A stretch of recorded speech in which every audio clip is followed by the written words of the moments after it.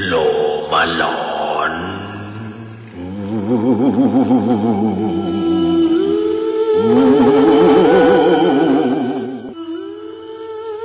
หลายคนก็ถามมาว่าแล้วจะเล่าได้ไหมจะเล่าบ้างได้ไหมได้ฮะคือพี่เลียวก็แปลกใจเหมือนกันว่าในขณะพอเวลาเรามาจัดเนี่ยหลายคนไม่กล้าโทรมาเล่านะครับแต่พอนุกจัดเนี่ยโอ้โหเดี๋ยวมาตึม ก็แปลกใจทำไมคือเรามาแลกเปลี่ยนประสบการณ์ซึ่งกันและกันนะครับนะฮะคือเราเองเนี่ยไม่ใช่คนที่จะมีเรดาร์ในการรับเรื่องผีอะไรมากมายเพียงแต่ว่าเราคุกคลีกับรายการประเภทผีๆเนี่ยโอ้โห20 ปีอ่ะน้องเอ้ย นะครับและอาศัยว่าเป็นเด็กวัดเก่าด้วยนะฮะแล้วก็ยังอยู่โอ้พี่เลียวเองก็คือเป็นทีมงานก้นหม้อนะครับของพี่ป๋องเขากับพลทองพับแหมไม่ใช่หรอกเราเป็นเพื่อนกันนะครับเพราะฉะนั้นเนี่ยเรื่องราวต่างๆเวลาน้องๆหรือว่าคุณผู้ฟังทางบ้านเวลาเขาจะโทรเข้ามาในรายการเมื่อก่อนนี้เป็น 90 Shock เป็นM3CHR 90 FM นะครับเขาก็จะต้องโทรมาเล่าให้ฟังก่อนคร่าวๆว่าเรื่องราวแบบนี้นะมันควรจะออกอากาศไหมนะครับมันจะมีการสกรีนก่อนส่วนใหญ่พี่โก้เขาจะนั่งโก้พิวณราชบุรีเนี่ยเขาจะนั่งอยู่คอยสกรีนอยู่แล้วก็จะมีเอสอีกคนหนึ่งเป็นน้องของพี่ป๋องเขาส่วนพี่เลียวเนี่ยคือเราเป็นเฮดในเรื่องของเป็นครีเอทีฟโปรแกรมนั่นแหละนะฮะเราก็จะคอยตรวจดูก่อนว่าได้ไม่ได้อะไรยังไงนะฮะก็จะอยู่ในออฟฟิศนะฮะทุกวันเพราะฉะนั้นเรื่องราวอะไรต่างๆมันค่อนข้างเยอะมันมี Data เลยเอามาเล่าให้ฟังเรื่องบางเรื่องก็เก่านะฮะเอามาปัดฝุ่นเรื่องบางเรื่องก็เป็น Data ใหม่ที่เราเจอหรือว่าถ่ายทำเราก็เอามาเล่าสู่ผู้ฟังให้ฟังกันนะฮะเพราะฉะนั้นพี่เลียวถึงได้บอกว่าบางเรื่องบางราวอย่าเชื่อนะฮะเพราะเป็นเรื่องของเขาแล้วเราเอามาเล่าให้ฟังนะจ๊ะเอาละครับเรื่องต่อไปนี้เช่นกันครับอันนี้ก็เกิดขึ้นไม่บอกว่านานหรือไม่นานไม่รู้ฮะแต่รู้ว่าเกิดขึ้นกับนักศึกษาแห่งหนึ่งนะฮะแถวเพชรบุรีตัดใหม่นะครับเป็นมหาวิทยาลัยรัฐบาลนี่แหละครับคือผมต้องมีตัวละครต้องมีชื่อนะฮะเหตุเกิดที่ไม่ใช่คณะศิลปกรรมหรอกครับแต่ว่าน้องเขาเรียนอยู่คณะศิลปกรรมครับนะฮะน้องผู้หญิงคนนี้ชื่อว่าอ้อฮะอ้อเนี่ยเป็นนักศึกษาคณะศิลปกรรมแล้วเวลาจะต้องมีทำนู่นทำนี่มันต้องใช้คอมพิวเตอร์คอมที่เขาใช้เขาไม่ใช้ PC เขาใช้ Mac นะครับไอ้ตรงนี้นี่เองเนี่ย Mac เนี่ยมันแพงไงหลายคนก็รู้อยู่อ้อเนี่ยก็เป็นอะไรที่ไม่ใช่ว่าจะร่ำจะรวยฐานะทางบ้านก็พอจะซื้อได้แต่คงไม่ใช่มือหนึ่งฮะใช่ครับพี่เลียวกำลังจะพูดถึงสินค้ามือสองที่อ้อเข้าไปซื้อมาเป็นคอมพิวเตอร์ Macintosh นะฮะเขาซื้อมาเนี่ยผมไม่รู้หรอกราคาประมาณเท่าไหร่แต่รู้ว่าพอซื้อเสร็จปุ๊บอ้อก็เอามาตั้งไว้ที่ห้องนะฮะก็คือวัยรุ่นน่ะต้องบอกก่อนเลยว่ามันเป็นเรื่องที่ไม่อยากจะแนะนำนะฮะเอางี้อ้อเขาพักอยู่กับเพื่อนเป็นเพื่อนหญิงแล้วกันอ้อเนี่ยเขาพักอยู่กับนุชพี่เลียวต้องบอกอย่างนี้นะครับเพราะว่าเรื่องของเรื่องเนี่ยทั้งสองคนเรียนศิลปกรรมทั้งคู่แล้วก็บางครั้งต้องออกแบบหรือว่าต้องทำงานส่งอาจารย์เนี่ยมันก็ต้องออกแบบในคอมเสมอฮะแต่พอไอ้คอมเครื่องนี้มาปุ๊บนะฮะมันมีบางสิ่งบางอย่างที่เกิดขึ้นในห้องของเขาครับในขณะที่อ้อกำลังทำตามโจทย์ที่อาจารย์ให้มากำลังทำในเรื่องของการออกแบบอะไรสักอย่างหนึ่งเนี่ยปรากฏว่าช่วงคืนนั้นเองเนี่ยนุชเขาออกหลังจากกลับจากซื้อข้าวนะฮะเอามานั่งกินกันเรียบร้อยอ้อก็นั่งทำต่อนุชก็คว้าเอากล้องถ่ายรูปเนี่ยฮะที่เป็นดิจิตอลนี่แหละ ถ่ายโชว์เชเป็น acting ต่างๆก็กะว่าจะลงไฮไฟท์ตอนนั้นมันไอตัวนี้มันดังไงนะฮะก็ถ่ายเล่นกันโชว์เชถ่ายไปแล้วฮะ2 วันผ่านไปเขาก็ไม่ได้เช็คหรอกมันคือได้ปกติแล้วน้อยคนเนี่ยจะถ่ายคือถ่ายไปก่อนยกเว้นพอเอาลงเครื่องเดี๋ยวค่อยมาเลือกกันเนี่ยมันจะประมาณนี้กันหมดเหมือนกันนะฮะอ้อกับนุชนี่เหมือนกันประเภทถ่ายรูปแล้วก็ไม่ยอมเช็คดีไม่ดีไม่เป็นไรก็ถือว่าข้ามคืนนั้นจบไปแต่พอวันที่เขาเอามาลงนะเอามาลงเครื่องที่มหาวิทยาลัยฮะปรากฏว่าภาพที่ออกมานะครับคุณผู้ฟังภาพที่ออกมาเนี่ยคือนุชเป็นคนเอาไปลง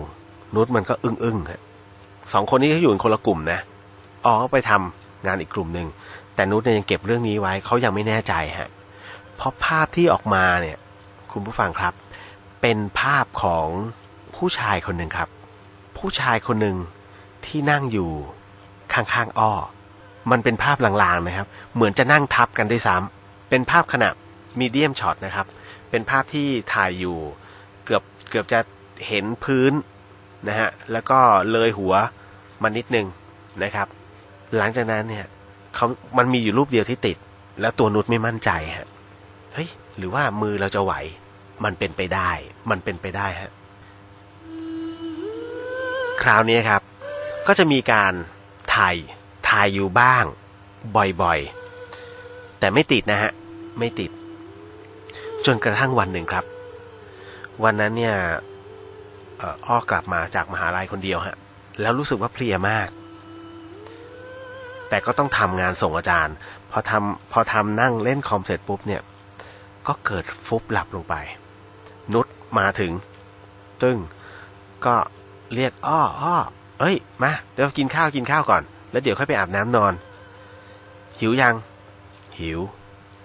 เสียงที่ตอบมาเป็นเสียงผู้ชายนะฮะแต่นุชก็อึ้งฮะเฮ้ยหรือหูฝาดเขาก็เอาข้าวเทใส่จานอะไรเรียบร้อยเสร็จปุ๊บนะฮะบนโต๊ะญี่ปุ่นก็เห็นเพื่อนหลับอยู่ตัวเองก็กำลังจะเปลี่ยนผ้าแล้วก็ผลักเพื่อนไปผลักหลังอ่ะเฮ้ยตื่นกินข้าวแล้วก็คราวนี้ก็ใส่เสื้อไปด้วยเฮ้ยไม่ตื่นหมดนะไม่หิวเหรอหิวเสียงที่ตอบมาแข็งมากครับปรากฏว่าเขาก็เลยค่อยๆตื่นขึ้นแล้วก็หันไปดูดีใจมากเพื่อนซื้อกับข้าวมาซื้อข้าวมาให้โอ้ยนุชซื้ออะไรมาเยอะแยะฉันหิวตรงนี้บอกอ้าวแล้วแกมาดีใจอะไรก็เมื่อกี้ถามแล้วแกก็ตอบว่าหิวก็งงไม่ได้อะไรมากมายฮะก็กินเสร็จปุ๊บหลังจากที่นุชข้าอาบน้ำอาบท่าเสร็จปุ๊บก็เห็นนั่งทำงานต่อได้พักแล้วก็เลยหยิบคือเขาเห็นมุมพอที่ดูแล้วเฮ้ยสวยเว้ยเพื่อนเราน่ารักละตอนนี้ก็เลยหยิบกล้องขึ้นมาฮะแล้วก็ถ่ายก็บอกอ้าวหันหน้ามาหน่อยเชครั้งนี้ครับนุชก็ดูด้วยปรากฏว่าภาพที่โอ้โหคนลุกภาพที่เห็นนะฮะคุณผู้ฟังเป็นภาพของผู้ชายคนหนึ่งหันมาและเป็นภาพหน้านะฮะก็หันมามันเป็นภาพคน2 คนเลยฮะที่อยู่ติดกันเลยครับคือมันพอเห็นปุ๊บเนี่ยนุชก็อึ้งครับแล้วก็มานี่หน่อยก็ลุกขึ้นมาครับนุชก็ลั่นชัตเตอร์อีกครั้งครับพอเสร็จปุ๊บเนี่ยครับปรากฏว่าก็เดินมาถึงนุชก็ดูเลยดิพอกดปุ๊บคนลุกครับภาพที่เห็นเนี่ยตกใจมากเพราะเป็นภาพของผู้ชายคนหนึ่งจริงๆครับ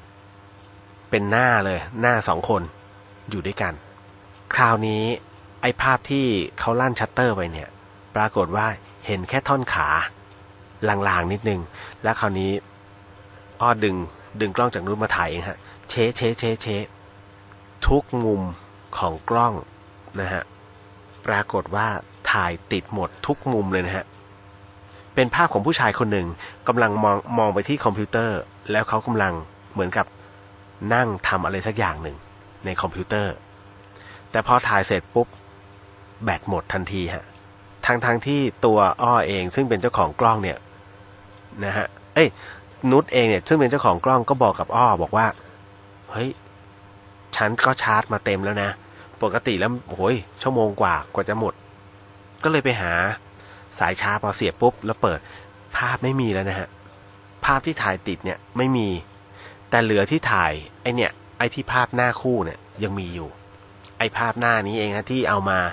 แต่ละที่แต่ละคนเนี่ยตกใจกันเป็นแถวเขาก็เลยบอกว่าเฮ้ยคือคืนนั้นทั้งคู่เนี่ยเปิดไฟแล้วก็ไม่กล้าเข้าไปที่โต๊ะคอม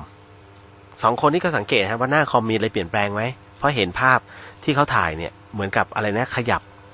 นั่งทำนู่นทำนี่ไม่มีฮะก็เป็นหน้าจอของที่ตัวอ้อเขาออกแบบเอาไว้พอรุ่งเช้าเนี่ยทั้งสองคนรีบออกจากอพาร์ตเมนต์เลยครับ